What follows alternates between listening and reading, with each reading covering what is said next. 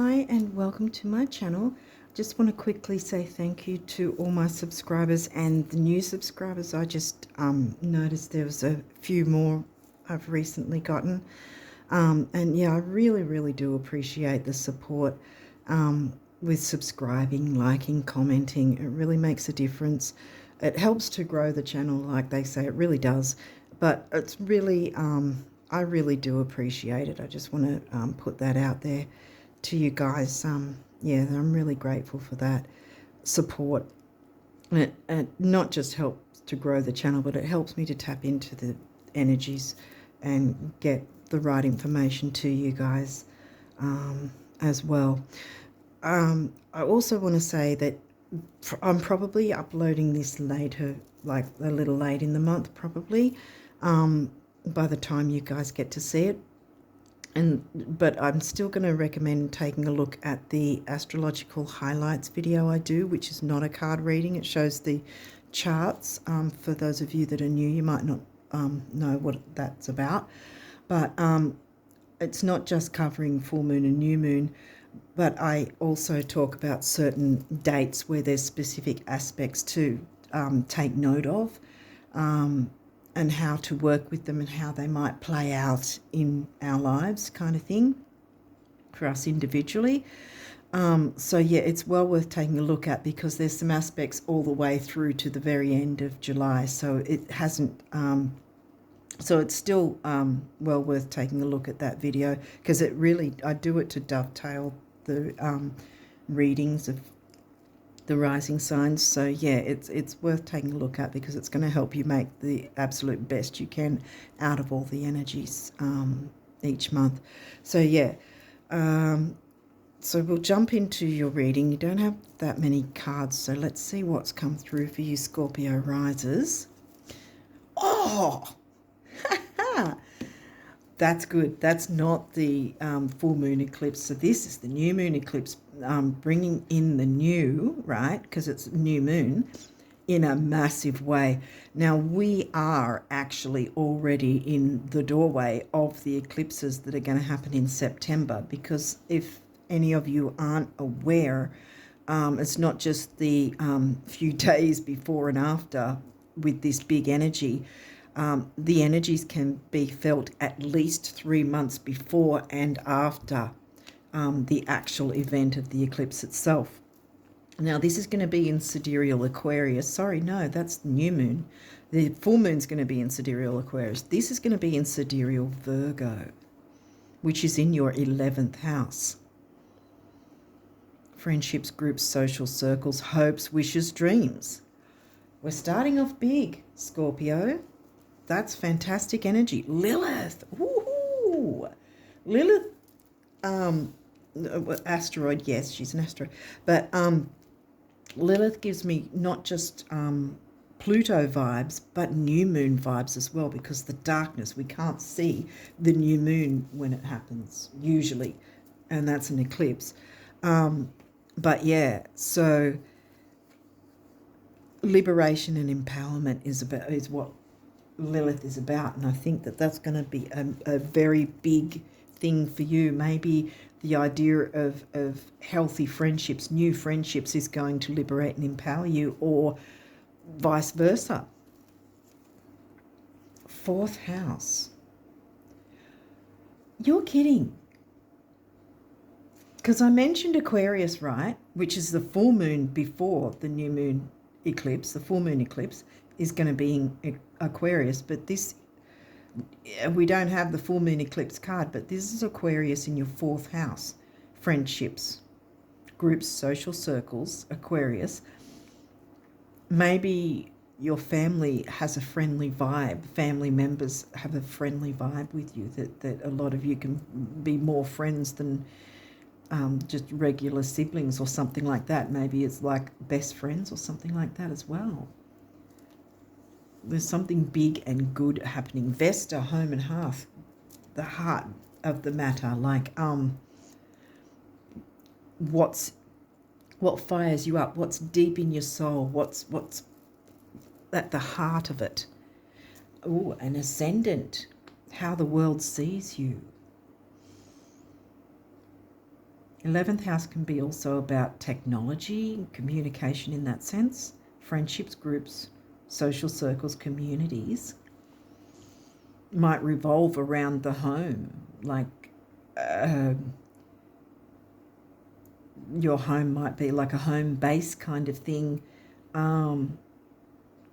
where you might sort of go online and conduct certain groups and social circles. There's big new wanting to come in with that in some way. The 6th house, the Virgo house. Now that's in Aries, so it's like taking action, like boom,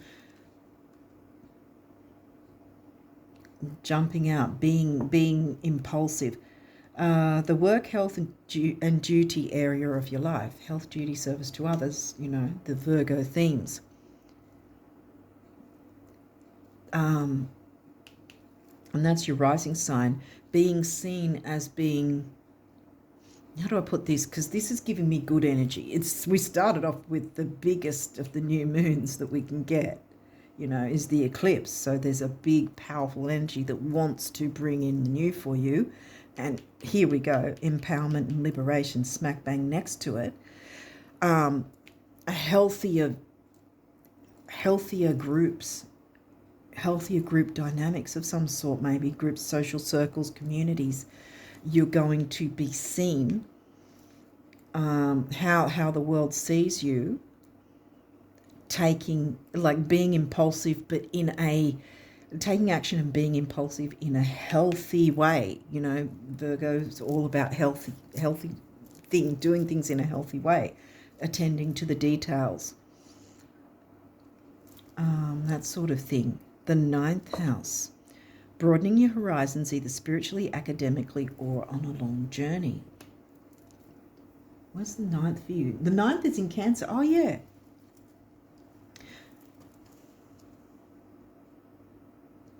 Ninth is in Cancer. Cancer house has got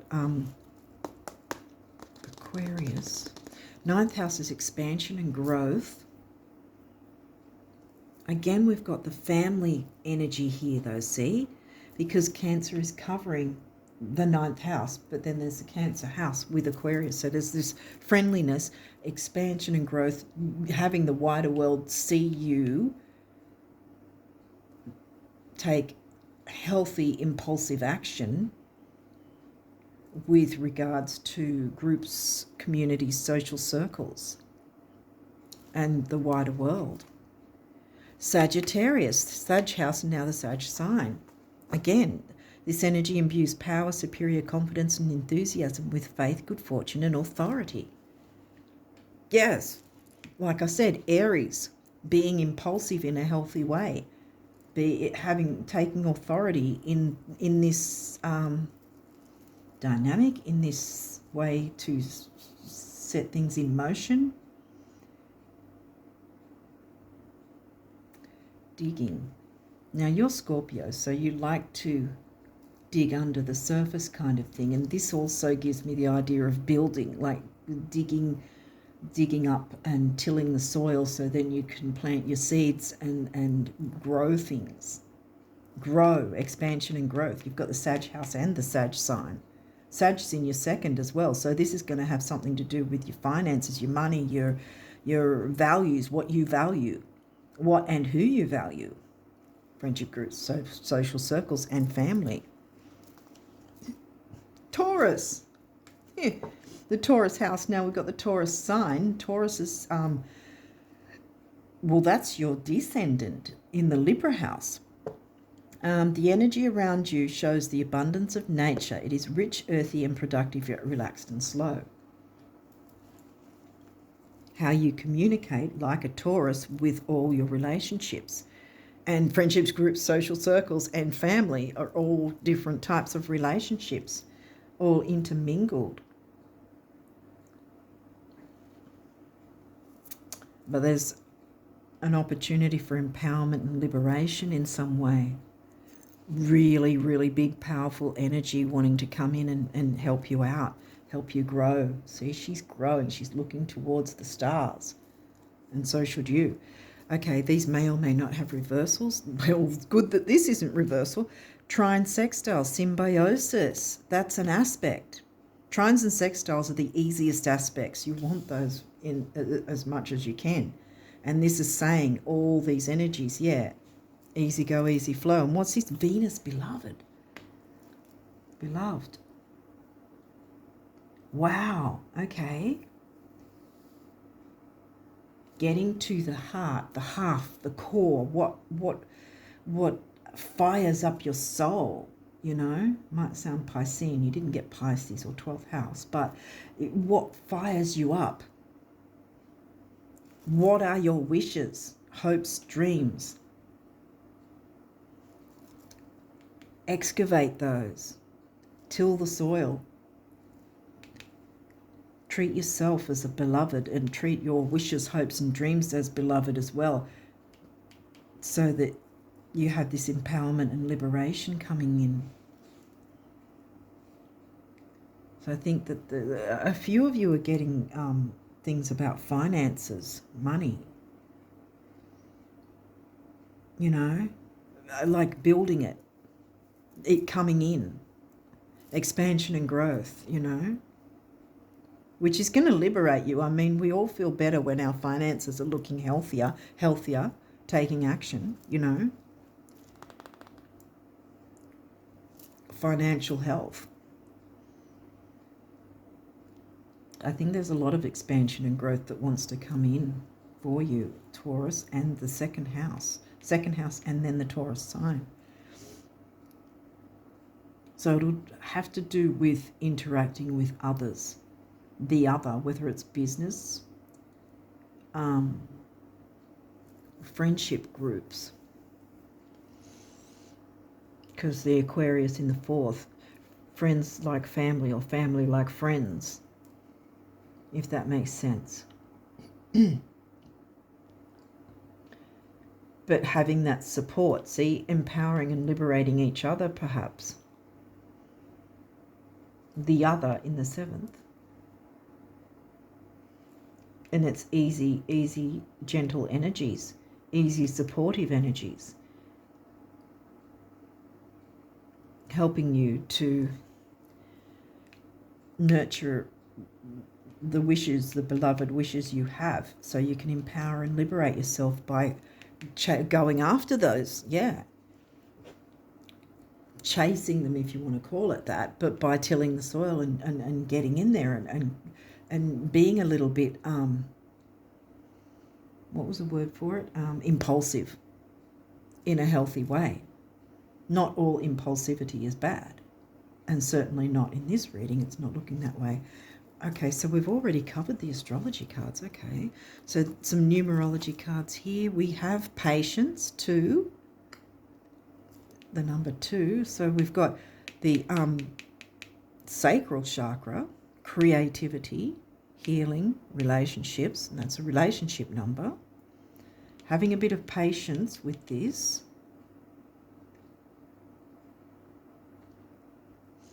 Yeah, because we've got the impulsivity of Aries in the 6th, but then we've got the relaxed slowness of Taurus in what your 9th, as well as Taurus in your 7th, with the idea of relationships.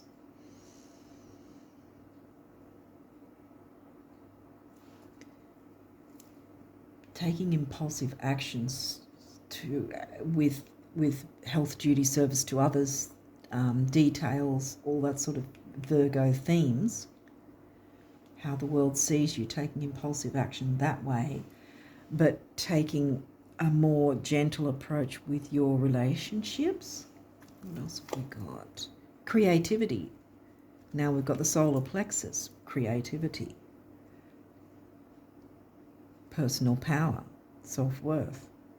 Well, creativity is that as well, actually. But yeah, communication, youth, newness, activity.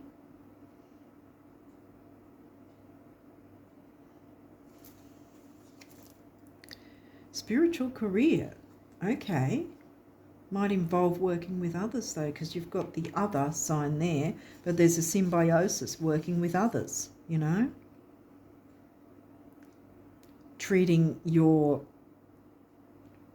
idea, your wish, your goal, your dream your manifestation as beloved, treating it as beloved, being on the same page with others, working together to bring this to fruition. Spiritual career. Yeah, and there's your heart chakra colour. 7, the mind and creativity. 8, money, stability and strength. 7 and 8 is 6.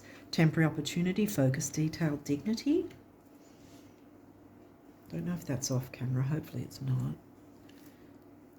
Self-discipline, yes. Because you've got a sort of balance between being impulsive about Virgo themes, jumping into Virgo themes and how the world will see you, expanding and growing, but still also being gentle and slow, relaxed sort of attitude with regards to communicating with others, working with others, being easygoing, but still taking action and being having a measure of impulsivity with regards to Virgo themes. So yes, self-discipline. There we've got the base chakra. Stability, security, grounding, material security.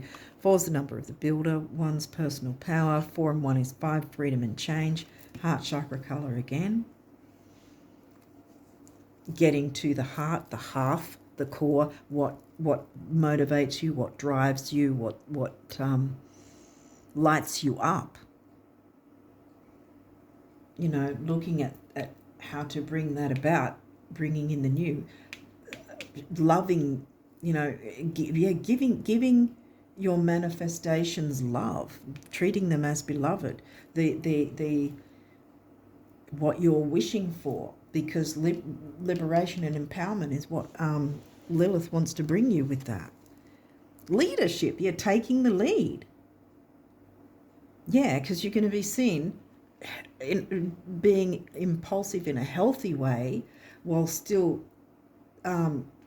being able to interact with others in a peaceful, relaxed, gentle way, if that makes sense. But taking the lead, heart chakra, following your heart, following your dreams. Money and stability, personal power, 8 and 1's 9, big beginnings, big endings and spirituality. Can't get much bigger beginnings than a new moon eclipse.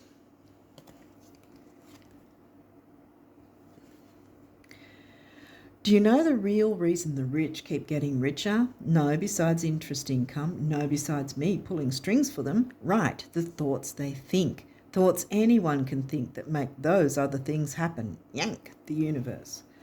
Yeah, so it's I would include that as, because love isn't so much a thought but a feeling, right? So it's not just how we think and if we're thinking negative or positive. It's about how we're feeling as well. It's linked. It's the feeling as well. In fact, the feeling is more important than the thinking, quite frankly. But balancing your thoughts with how you feel about things, treating your most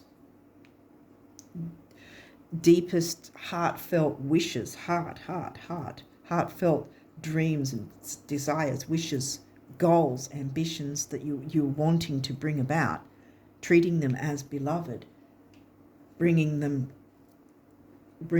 to fruition, and giving yourself liberation and empowerment by doing that.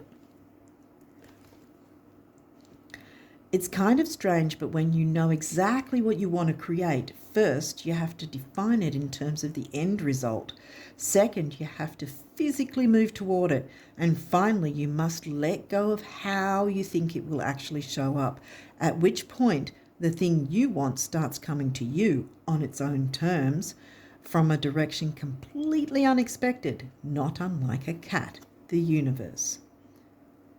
Yeah, so that's probably where the taking it easy and being slow and relaxed. So while you're still having a healthy impulsivity around Virgo themes, I want to put it that way, how the world will see you that is that way, that you will have that balance, that you will be seen as balanced with a healthy impulsivity with those themes while still communicating in a balanced, peaceful way, and nurturing and showing love to what you want to manifest, to bring empowerment and liberation to yourself and others.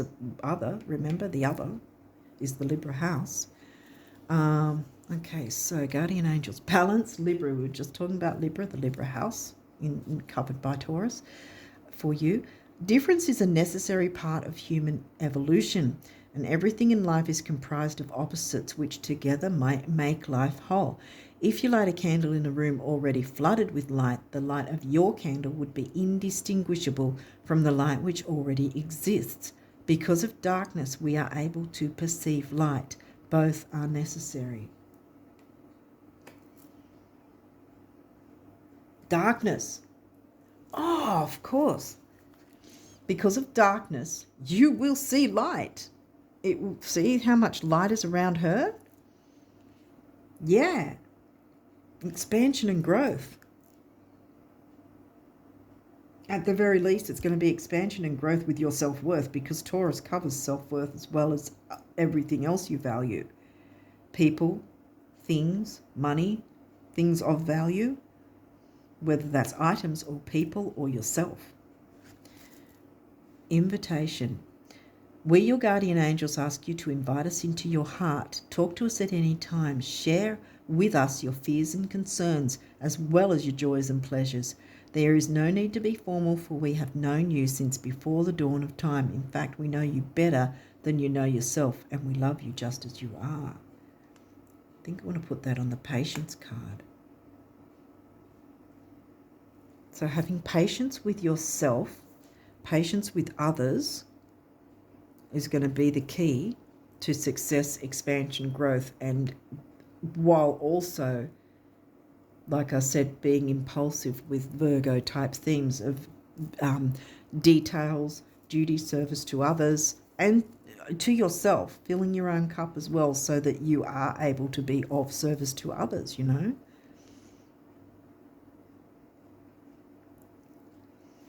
Hopefully this has made sense and is helpful to you guys. But yeah, I think this is a massive energy of moving forward in the direction that you want. But it's a measure of finding the balance with going for what you want while still having an easy, relaxed communication with whoever the other is, whether it's romantic, whether it's business, whether it's friendships, whether it's family house, you know. But we also had the 9th house in Taurus, the Sag house. What you have? You had 4, 6, and 9, I think, were the houses. Yeah. Yeah, I think that was it. And this is going to be in Virgo, in your 11th. Sidereal Virgo. Because again, tropical might be saying it'll be in Libra, but True Sidereal takes into account the size of the constellations. So it's going to actually be in Sidereal Virgo, new moon in Virgo, which is interesting because of the Virgo house there. But yeah, friendships, groups, social circles, which that's, remember how we had the Aquarius sign was there.